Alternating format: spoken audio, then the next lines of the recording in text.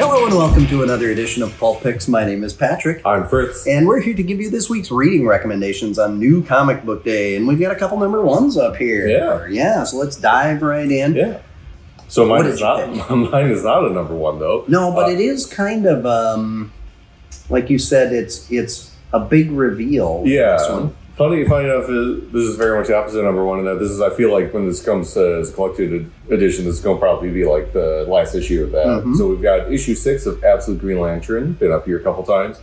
So this issue, we've been kind of like, this whole series has been kind of like shrouded in mystery in terms of like, what is the Green Lantern? Like, what is Evan Sir like doing here? Why is he like taking these people? Like, what's happening? Mm-hmm. In this issue, we finally really get to understand like, oh, this is what he's been doing. This is kind of like why he's here. This is like how like the whole like spectrum kind of works in this universe. It's very different from, because like in the main universe, you've got like, oh, the Green Lantern Corps, they're like powered by willpower. They're like kind of the police force in the galaxy. Mm-hmm. You've got like the other groups, like the Red Lanterns, Yellow, so on and so forth. Yep.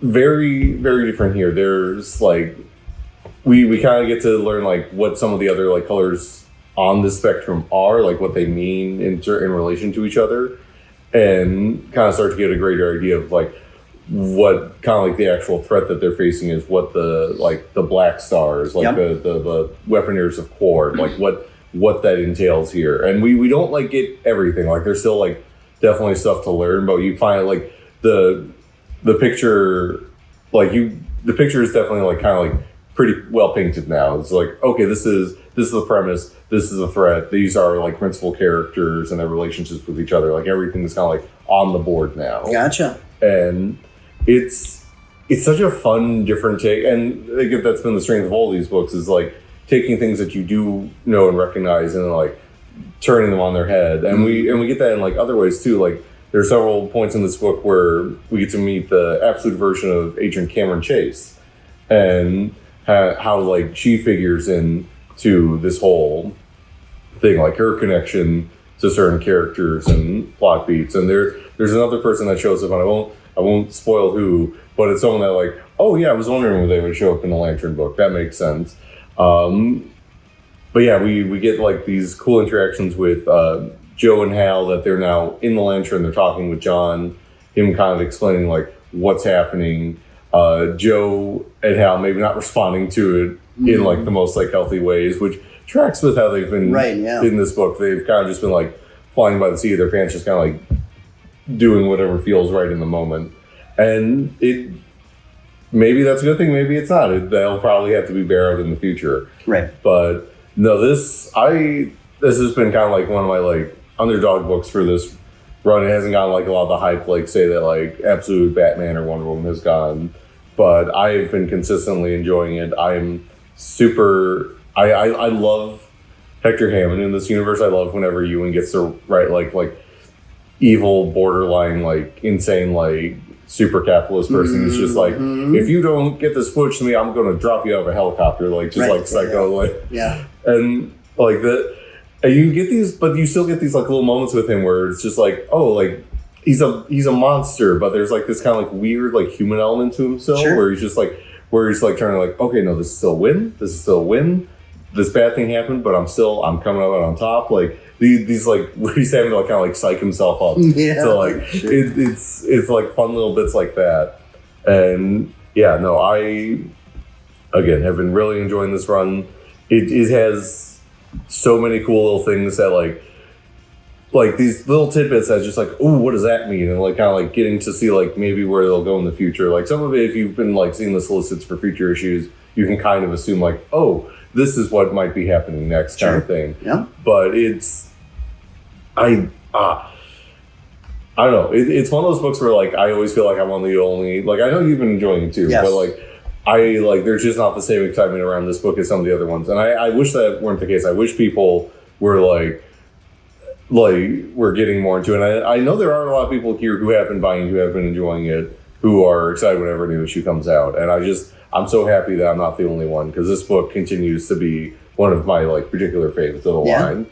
And It's super cool because like Ewing, he's always kind of been like the Marvel guy. He's been doing Marvel stuff for like years now. So when he kind of started doing DC stuff the last like year or so, it was kind of like, oh, like how's this going? Because like I feel like we've always seen like some people like they're particularly strong with like certain companies versus other like there's some people like their creator owned stuff is always really good, but they just never really translate to doing like the big two books and vice versa. And I don't know. I think between this and our sadly departed Metamorpho book, like Ewing has been killing it over at DC. Yeah. Well, he's really good at like deconstructing characters and then kind of rebuilding them with their core, but you know, stripping them down and getting rid of some of the excess, I guess, because it builds on characters as they've been having stories told for 50 to 60 plus years. But part of why he's able to do that so well is he's also someone who's able to like look at like those decades. It's a similar thing to Morrison, where it's just like, oh, I kind of like, I love all of this and I want to like still like I want to build on that without like being, because you saw that with Immortal Hulk where like so much of it was just like, oh, here's him bringing in like little bits and pieces from throughout like Hulk's history while still like creating this entire like new element that is still like other writers since him have been like building on and paying dividends off of. And like that is like something in a similar way he's doing here, where it's just like, here's all these things you recognize from Green Lantern, but like in a very like different like way that's still like familiar, but like new and exciting way that maybe if you aren't someone who's familiar with Green Lantern, you can come and be like, oh, what's this about? This is cool. Right. Yeah.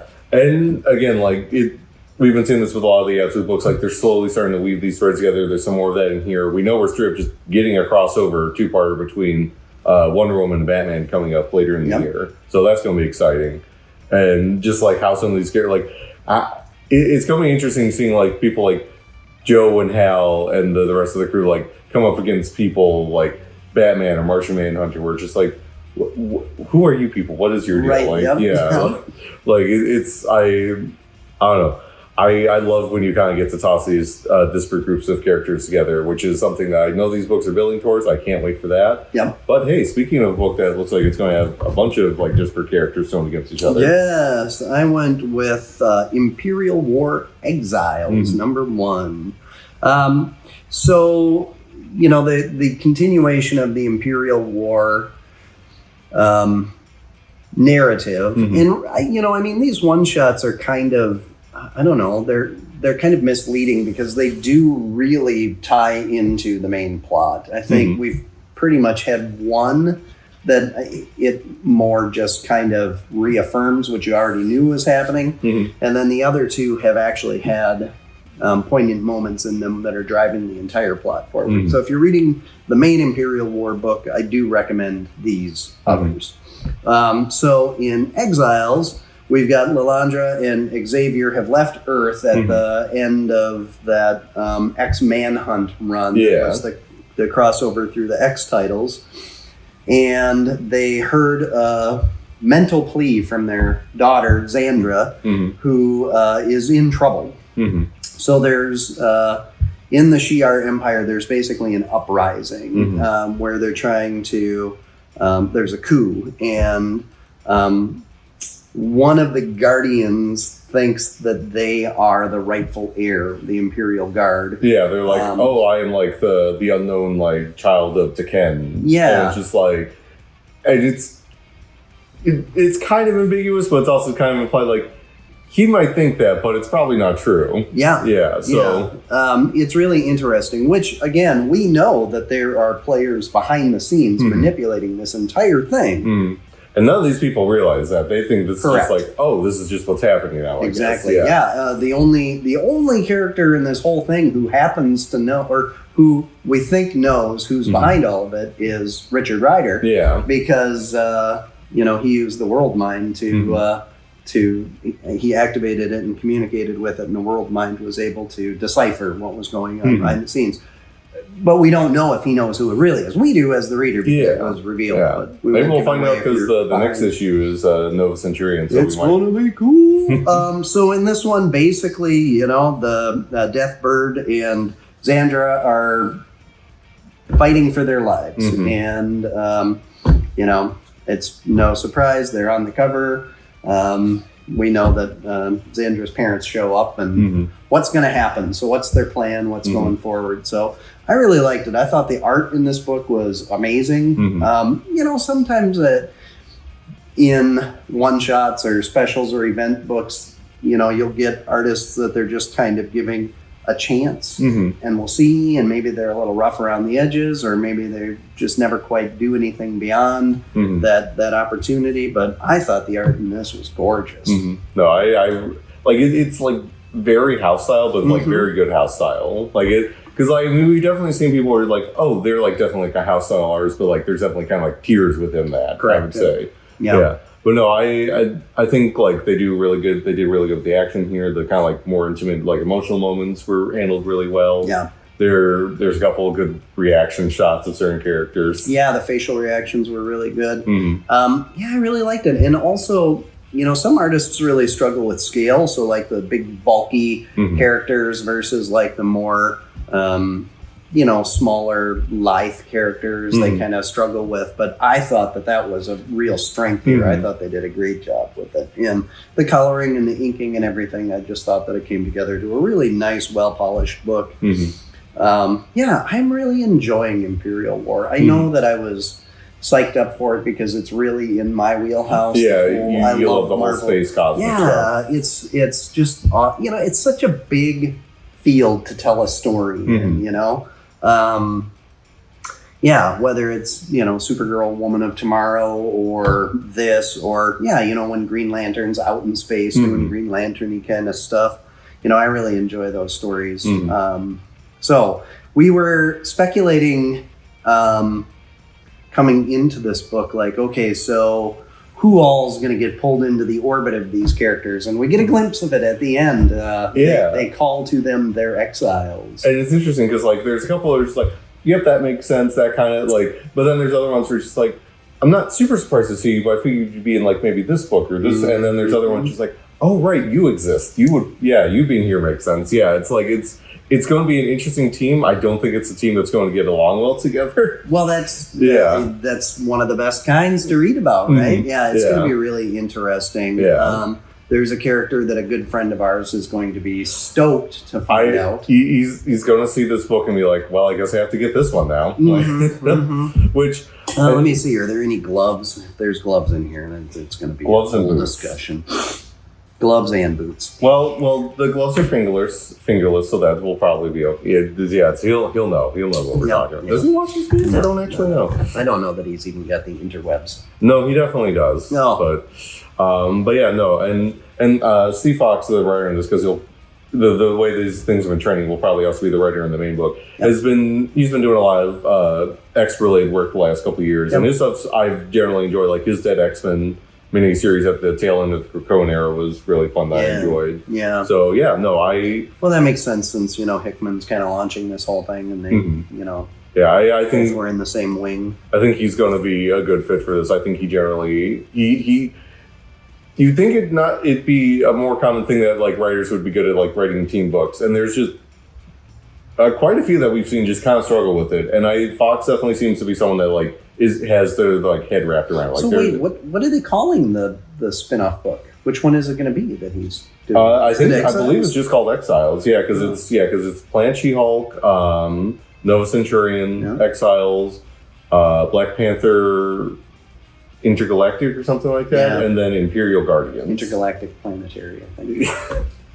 Or Planetary Intergalactic. It's one of those two. I like to believe T'Challa likes Beastie Boys. Yeah. Well, if you haven't been reading Imperial War, I highly recommend. We've got back issue for the main book and the other one shots that have been coming out. If you're interested in the other two one shots still coming, definitely get signed up for them.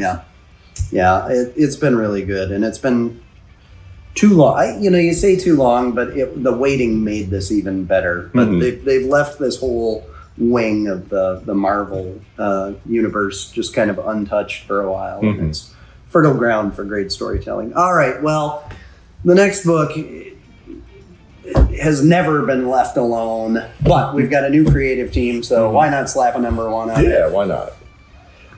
So we should also preface it. So unsurprisingly, when it's Batman number one, we should preface it. So technically, the other like ongoing Batman book is still happening. They've still got a couple issues left of Hush 2. They just decided, like, hey, people really want this, so we're just also going to put it out. So there are technically 2 Batman books going on right now.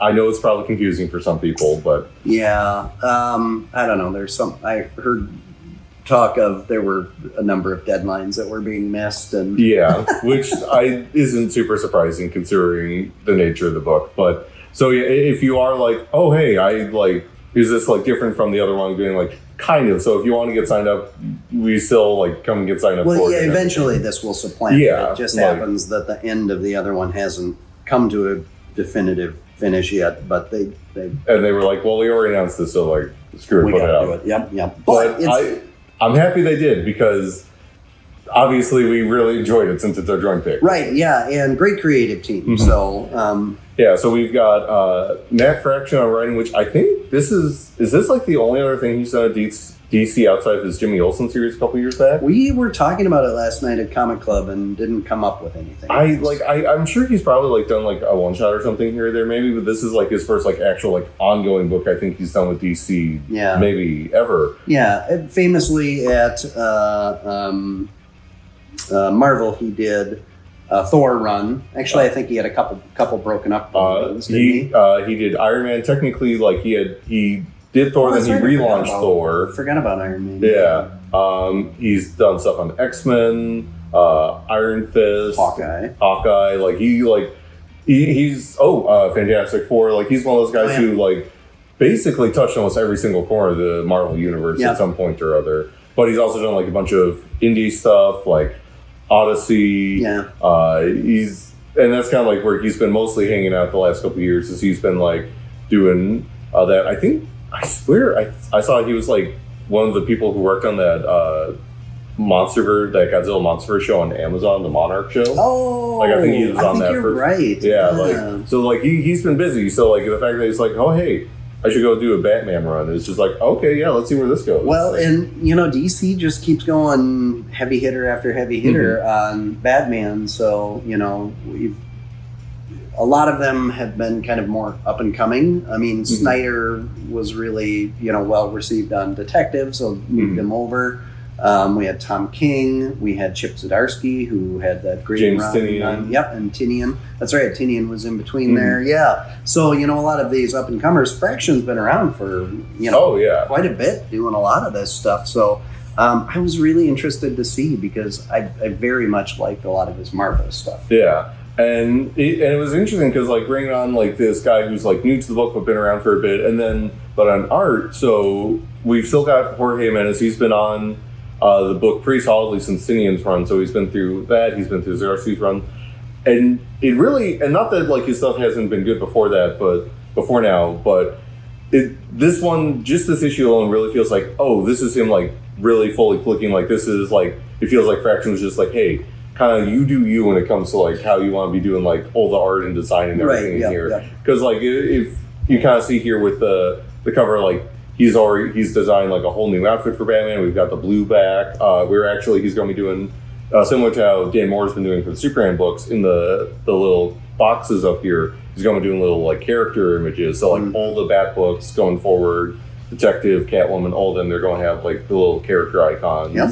And yeah, he's just killing it on the art here. I think one of the big things is there's so many scenes set in the daytime. Like I was just going to say that, but I wasn't sure if I wanted to pitch a Batman book. Like, you got to read this. There's so much happening in daylight Gotham. No, but like it's really cool. Like it, like just the way it allows him to really play more with like some of the colors and everything. Yeah. And even despite that, there's like all these nighttime scenes then too, where he like the use of blue in this issue in particular is like super cool. Like there's these scenes with these butterflies, with this like lighting in these certain rooms. It's everything thumb scanner thingy. Yeah, everything. And there's like these little cool bits where it's just like anytime Batman whips out some tech where there's these little like description boxes and like, oh, this is how like this glider, like I enjoyed that. Everything just feels like so intentional in a way that like you just don't see with a lot of books. Yeah. And it feels like this is such a good mesh of like writer and artist in terms of like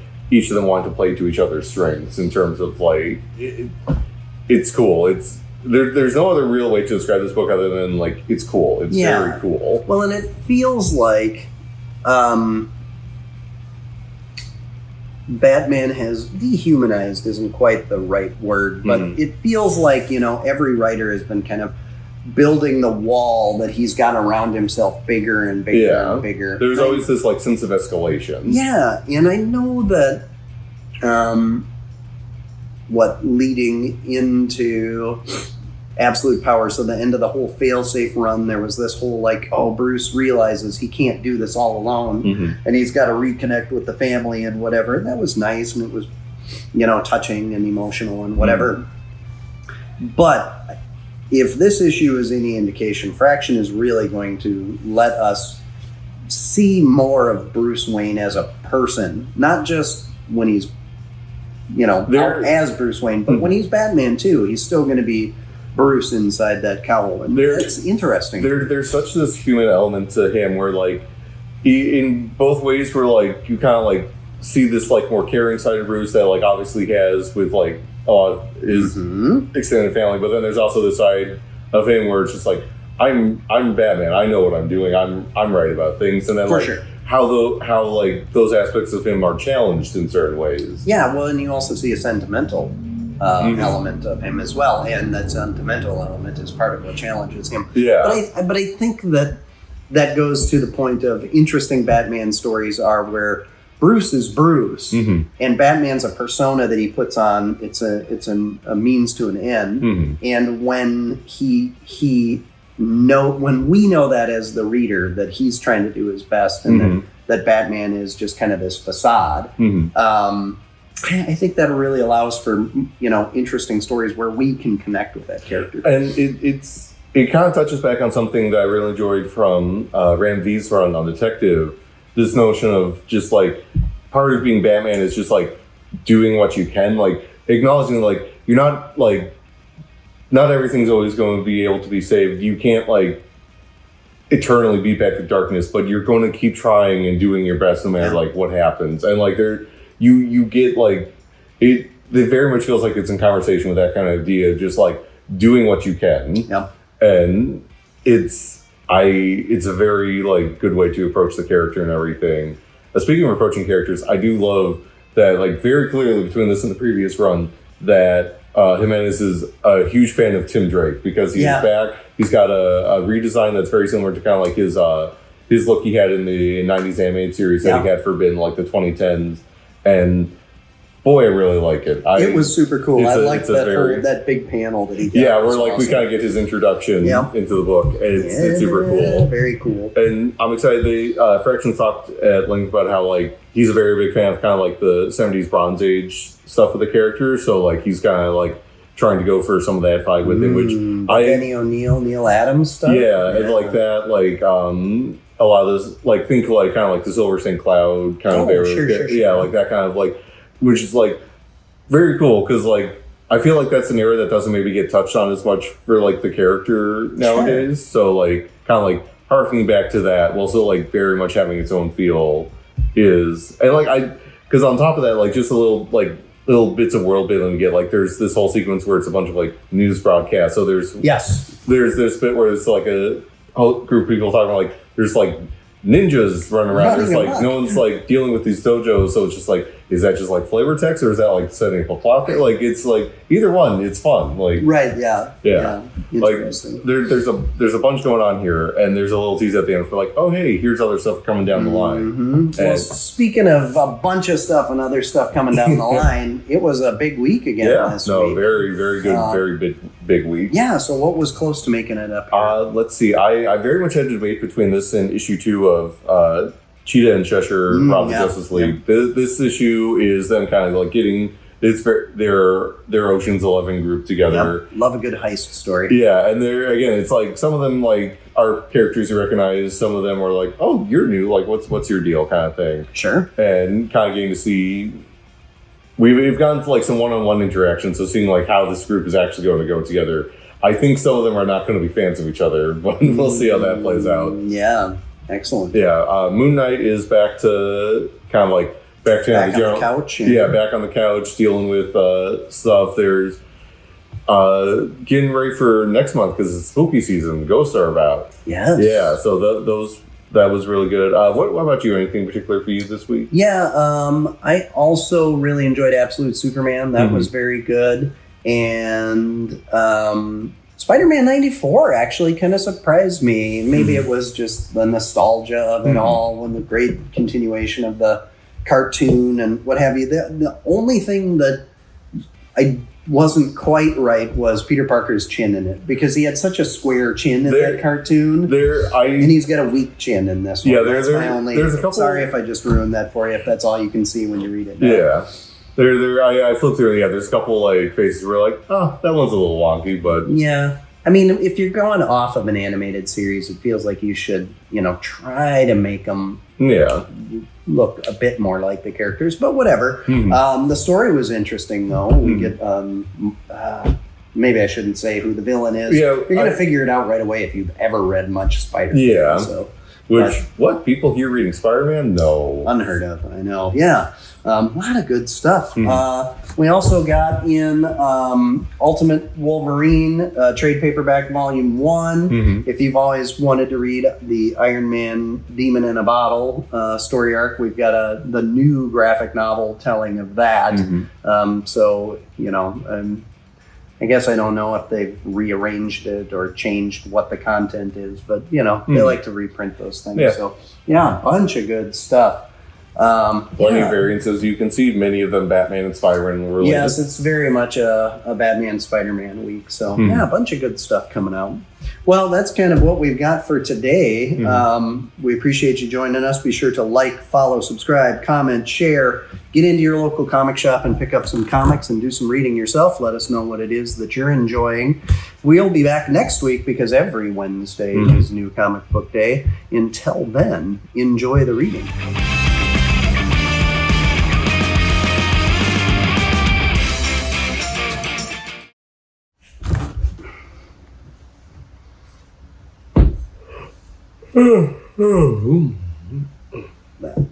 Yeah.